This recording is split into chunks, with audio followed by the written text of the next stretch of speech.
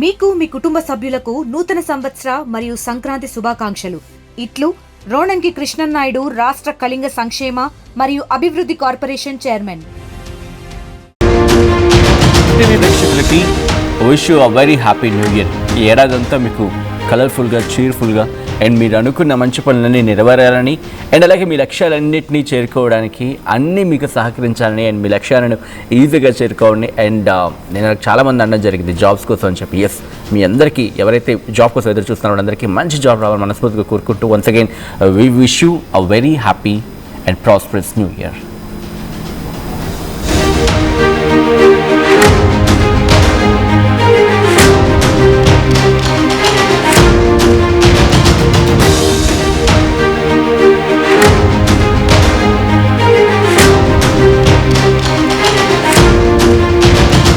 Breaking news చూస్తున్నారు. పుతిన్పై in fact Russia అధ్యక్షుడు పుతిన్పై అర్ధరాత్రి డ్రోన్ దాడి జరిగింది.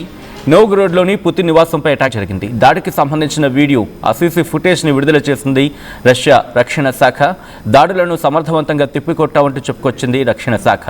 రష్యా విడుదల చేసిన ఆ వీడియో ఫుటేజ్లో మంచు శకలాల్లో పడిపోయిన డ్రోన్, ఇన్ఫాక్ట్ మంచులో పడిపోయిన డ్రోన్ శకలాలను మీరు చూడొచ్చు. డ్రోన్ల దాడిని యుక్రెయిన్ చేసింది అని చెప్పి, అంటే డ్రోన్ల దాడిని యుక్రెయిన్ పనిగా ఆరోపించడం జరుగుతోంది రష్యా. ఇదంతా పచ్చి అబద్ధం అంటూ కొట్టిపారేస్తున్నాడు యుక్రెయిన్ అధ్యక్షుడు జెలెన్స్కీ. ప్రస్తుతం గత రెండు రోజుల క్రితమే ఈ ఘటన గురించి మాట్లాడుకున్నాం. ఇటు ఆ డ్రోన్లను పట్టుకున్న జరిగిందంటూ మాట్లాడుకునే సందర్భం, అంటే ఇటు రష్యా అధ్యక్షుడు పుతిన్ టార్గెట్గా దాడులు జరుగుతున్నాయి. రష్యా అధ్యక్షుడు పుతిన్ టార్గెట్గా దాడులు జరుగుతున్నాయని చెప్పి ఆరోపణలు కావచ్చు, లేకపోతే రష్యా స్వయంగా చెప్పుకొచ్చిన సందర్భం. రష్యా యుక్రెయిన్ మధ్య రోజుకి ఆ ఘర్షణలు ఇంకా పెరిగిపోతూనే ఉన్నాయి. శాంతి చర్చలు జరుగుతున్నాయని చెప్పి మాటలు జరుగుతున్న సందర్భంలో ఇటు రష్యా మీద దాడులు ప్రస్తుతం ఎక్కువ అవుతున్నాయి. రష్యా అధ్యక్షుడు వ్లాదిమిర్ పుతిన్ టార్గెట్గా ఆయన నివాసంపై యుక్రెయిన్ డ్రోన్లతో దాడికి ప్రయత్నించిందని చెప్పి రష్యా తీవ్రమైన ఆరోపణలు గుప్పిస్తోంది. దీనికి సంబంధించిన సీసీ ఫుటేజ్ని, ఆ వీడియోస్ని పంపించడం జరిగింది, లేకపోతే వాళ్ళ సోషల్ మీడియాలో పోస్ట్ చేయడం జరిగింది రష్యా. ఇప్పటికే వాళ్ళ యాంటీ మిసైల్ సిస్టమ్, అంటే వాళ్ళ గగనతల రక్షణ వ్యవస్థ ఉంటుంది కదా, వాటిని మరింత కట్టుదిట్టం చేయడం జరిగింది. S-400 కావచ్చు, దాంతోపాటు మరికొన్ని నిఘా అస్త్రాలని సిద్ధం చేసుకుంది. ఆ విజువల్స్ మీరు చూడొచ్చు. ఆ డ్రోన్ శకలాలకు సంబంధించి విజువల్స్ని మీరు చూడడం జరుగుతుంది RTV స్క్రీన్ మీద. ఈ కథనం మిమ్మల్ని కాస్త కలవరపరచచ్చు, అయితే మిమ్మల్ని కలవరపడకు గురి చేయడం RTV ఉద్దేశం కాదు. కానీ ఇటువంటి కథనాలు చూసినప్పుడు కాస్త కలవరపడకు గురయ్యే అవకాశం ఉంటుంది. కాబట్టి దీనికి సంబంధించి తగిన జాగ్రత్తలు తీసుకోవాలని RTV సూచించడం జరుగుతోంది. ఒకసారి ఆ విజువల్స్ మీరు చూస్తున్నారు. సైరన్స్, అక్కడ ఎమర్జెన్సీ అలర్ట్స్ ఇస్తున్న సైరన్స్. సో ప్రస్తుతం ఇటు యుక్రెయిన్ అలాగే రష్యా మధ్య ఘర్షణలు రోజుకి తీవ్రతరం అవుతున్నాయి. రష్యా విదేశాంగ మంత్రి సెర్గీ లావ్రోవ్ ఆయన ఏమంటారంటే, నోవ్గోరోడ్ ప్రాంతంలోని పుతిన్ నివాసంపై డిసెంబర్ 28 రాత్రి నుంచి 29 సోమవారం తెల్లవారుజామున ఈ సందర్భంలో ఈ టైం 28 నుంచి 29 ఆ మధ్యకాలంలో యుక్రెయిన్ ఏకంగా 91 లాంగ్ రేంజ్ డ్రోన్స్తో దాడికి పాల్పడిందని చెప్పి ఇక్కడ రష్యా రక్షణ మంత్రిత్వ శాఖ చెప్పడం జరుగుతోంది. అయితే రష్యా గగనతల రక్షణ వ్యవస్థ వాటన్నింటినీ సమర్థవంతంగా ఎదుర్కొందని చెప్పి, వాటిని తిప్పికొట్టిందని చెప్పి, అలాగే పుతిన్ ఇంటికి ఎటువంటి ఇబ్బంది జరగలేదు. ఆ ఫుటేజ్ వాడు చూపిస్తున్న క్రమంలో అవి చాలా దగ్గర వరకు వచ్చేసాయి. పుతిన్ ఇంటి దగ్గర వరకు వచ్చాయనేది ఇంకొక వీడియోనో లేకపోతే ఒక ఫుటేజ్ను చక్కర్లు కొడుతోంది. బట్ ఇది మనం ఆథరైజ్ చేయలేం, ఎందుకంటే ఇది రష్యా రక్షణ శాఖ రిలీజ్ చేసిన ఫోటో. సాధారణంగా మనం చూస్తూ ఉంటాం, యుద్ధ సమయాల్లో ఇటు ఒకరిపై ఒకరు ఆరోపణలు గుప్పించుకుంటూ ఉంటారు, ఒకరిపై ఒకరు విమర్శనాస్త్రాలు సంధిస్తూ ఉంటారు. సో వాళ్ళు ఇచ్చిన ఫుటేజ్ని బేస్ చేసుకుని మాట్లాడే సందర్భం మాత్రమే ఉంటుంది.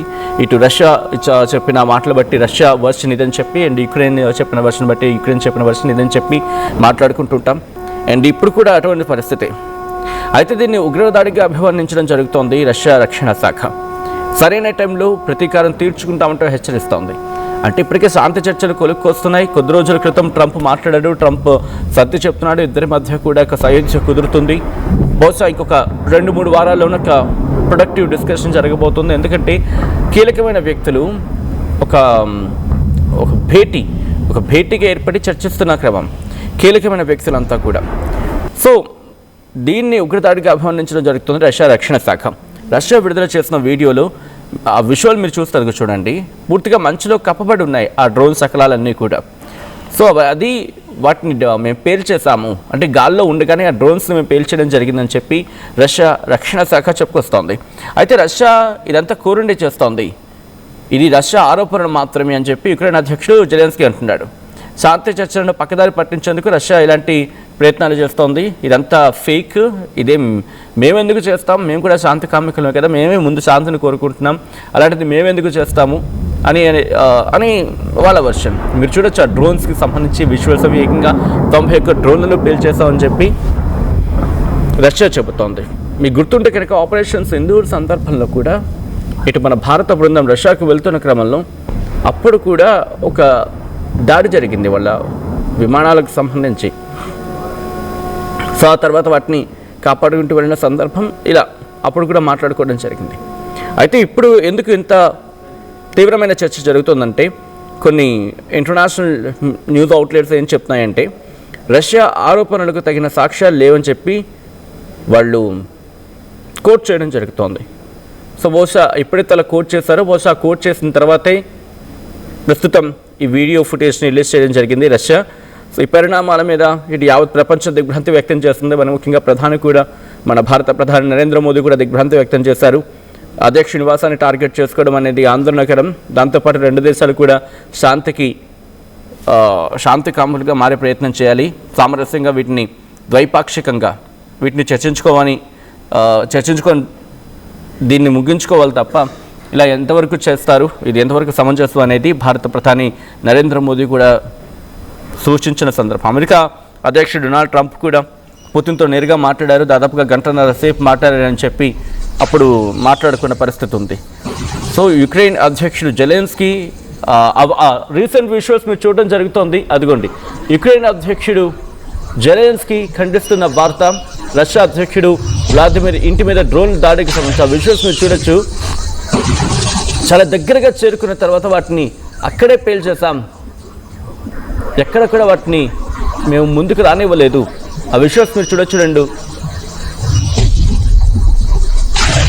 ఆ డ్రోన్స్ ఇలా ఊగిసలాడుతుంటే మీరు చూస్తే అక్కడ రెండింటినీ వాళ్ళు పేల్చడం జరిగింది, ఇంకొకటి వెనక్కి వచ్చేస్తుంది.